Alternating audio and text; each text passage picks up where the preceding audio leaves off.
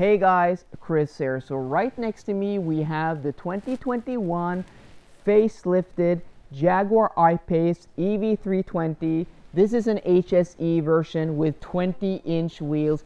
It's a beautiful spec. Just wait till you see the interior of this car. The EV320 is the detuned version of the I-Pace, where the normal version has 400 horsepower. This only has 300 horsepower. So that means less performance. The EV400 does 0 to 100 kilometers an hour in 4.7 seconds. This does the same sprint in 6.4. So yeah, it is a bit slower, but still no slouch. But what is very interesting, this comes in at a discounted price of 109,000 kroners less than the EV400, but it has the same 90 kilowatt hour battery pack, and it also has the same 470 kilometer WLTP range. So in today's video, I'm going to find out if it's worth, saving 100,000 kroners and going for the EV320 and taking that performance hit.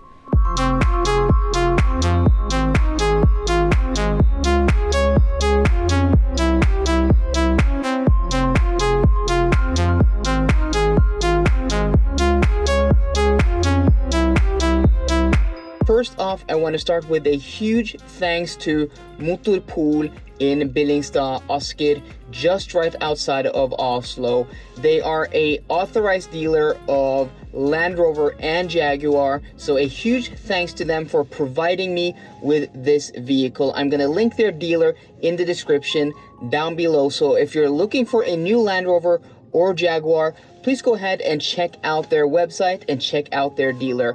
And guys, if you're new to the channel, my name is Chris and I do car videos, so please go ahead and click that subscribe button down below and give this video a thumbs up.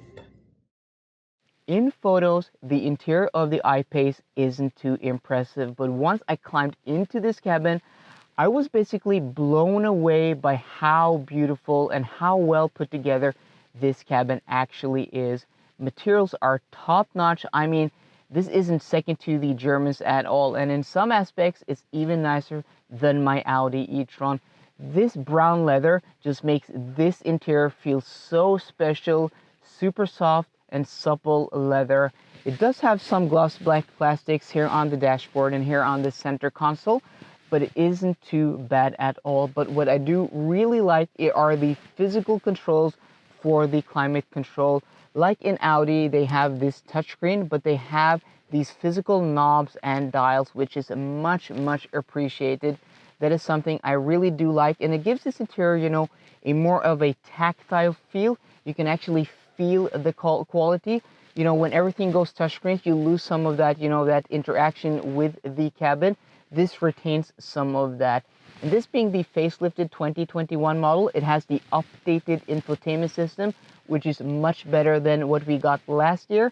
It is still a bit laggy when it comes to refresh rate and frame rates, but inputs are super sharp. When I put some destinations into the navigation system, it's even more responsive and quicker than in my Audi e-tron, and that is basically the best infotainment system on the market. Where I'm not too impressed is with the digital gauge cluster. Yes, it's super customizable. I mean, you can change up everything. I think it's one of the most customizable digital gauge clusters on the market. It's beautiful. It has, beautiful details, high res, and beautiful black levels. But when using the scroll wheel and the buttons here to navigate through the board computer, it is very fiddly, and it's also where I see the most lag and frame rate issues in this infotainment system. But yeah, that is my only complaint with this interior. This also has the upgraded Meridian sound system, which just sounds amazing. So yeah, I'm a huge fan of this interior. It's one of the nicest interiors and biggest surprise of this year. And where I really do like this interior are these seats. I've done 2 days now where I did 10 and 8 hour stints. So I've been in this car for almost 24 hours in the past 2 days. And yeah, they are super comfortable, super supportive, and much better than the sport seats in my Audi e-tron. On a road like this with speed bumps and potholes and uneven surfaces. This is where the I-Pace is the most different from the EQC and the e-tron. Where those two cars are set up on the comfort side, this is set up on the sporty side. This is on 20-inch wheels and still has air suspension, and is by no means uncomfortable, but it is set up much stiffer than the Germans. But yeah, that is this car's party trick, is the way it drives, because it drives like no other luxury EV I have ever driven. I mean, this drives more like a Model 3 than it does an e-tron, and this is closer to an e-tron in size and weight than a Model 3. So that is super impressive. It is considerably less weight than the e-tron, like 300 kilos less. And yeah, that is something you do notice, like through this turn here in this roundabout. It just has body control and steers and goes like no EV this size weighing this much should do. It's very impressive. So if you want a more sporty drive, and you know, comfort isn't, you know, your highest priority, you don't want the most comfortable and supple ride, this is very impressive. And remember in intro we said this only has 320 horsepower, but putting the pedal to the floor, I mean, this doesn't feel, it actually doesn't feel slower than my e-tron 55 that does 0 to 100 kilometers an hour in supposedly 5.7 seconds. I think the 6.4 seconds number in this car is a bit of a white lie, because compared to an e-tron 50, which does 0 to 100 kilometers in 6.8 seconds, I can't feel the difference between this and my e-tron 55, but this feels much quicker than the e-tron 50. When it comes to the exterior styling of the I-Pace, I'm a bit split and in conflict with myself, because this particular car in this color with this, you know, exterior package and with these wheels, I think just looks spectacular, like 8 out of 10 angles. I just think it looks beautiful. But some I-Paces, especially with smaller wheels and maybe not nice colors, I just think they just look weird and ugly. So I haven't been more split on a car like this in a long time, because on the one hand, I think it just looks beautiful. This spec, this blue, as I said, with these wheels, I just think it looks magnificent. But other I-Paces, like the cheaper models with the you know, low trim levels, I just think they look ugly. The I-Pace has a maximum charging speed of 100 kilowatts. Down here we have the charge curve, and as you can see, guys, it is flat up to about 40%. You get that maximum speed of 100 kilowatts when, well, battery temperature is optimal, and then it drops off, so it's not too bad. I would say an average charging speed from 10 to 70% is at like 70 kilowatts, which isn't too shabby. We're not talking Audi e-tron charging speeds, but well, no car can match the Audi e-tron. And no cars can match the Golf E or the e-Golf at a 150 kilowatt charger, while 3 50 kilowatt chargers are vacant. Well, that is something for another video. Something that annoys me with this I-Pace is that it doesn't have a charging speed readout, neither in kilowatts or in kilometers per hour. We only get the state to charge, the time till we're fully charged, and also the range we can drive with our state to charge. I wish they really could have a speed readout, because that is super practical.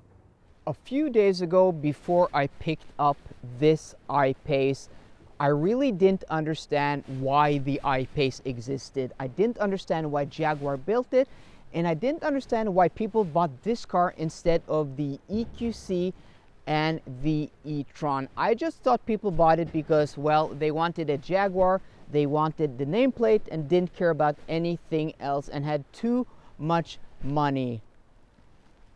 But the 3 past days, my 3 past videos, more than 24 hours with this car behind the wheel, the last 3 days has totally changed my perspective. And there is totally a place for this car in the market, I can absolutely understand why people buy this instead of the e-tron or the EQC, even though this is similar money.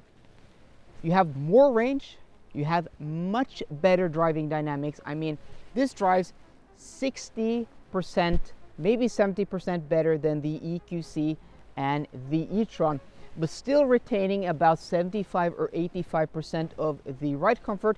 Yes, it's not as quiet as the EQC or the e-tron. Those cars are just vaults when it comes to cabin insulation and noise levels. This is still very quiet.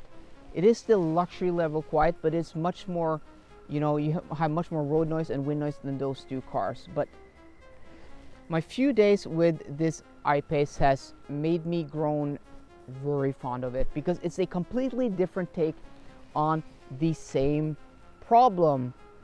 Yes, it's not as practical or as large as an e-tron, but it's not as expensive as an e-tron when you compare this EV320 to something like an e-tron 50. This has much more range and much more performance than that car.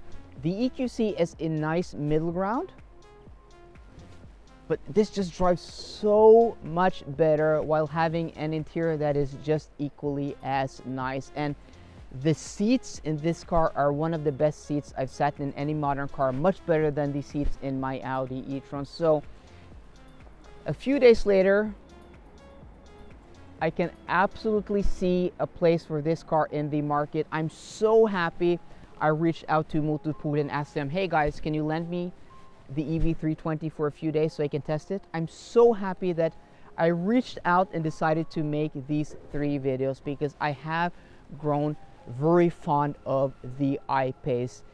And if you're in the market for an EV in this price segment, you know, with this type of performance, with this type of range, with a luxury nameplate, you have to test drive this if you're considering the EQC or the Audi e-tron, because you might actually like this better.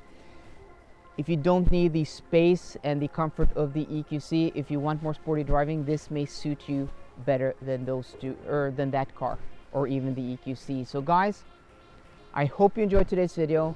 This is my opinion, these are my 2 cents, and if you did, please drop me a thumbs up down below. And for more car content, as always guys, please subscribe. See you guys later, and goodbye.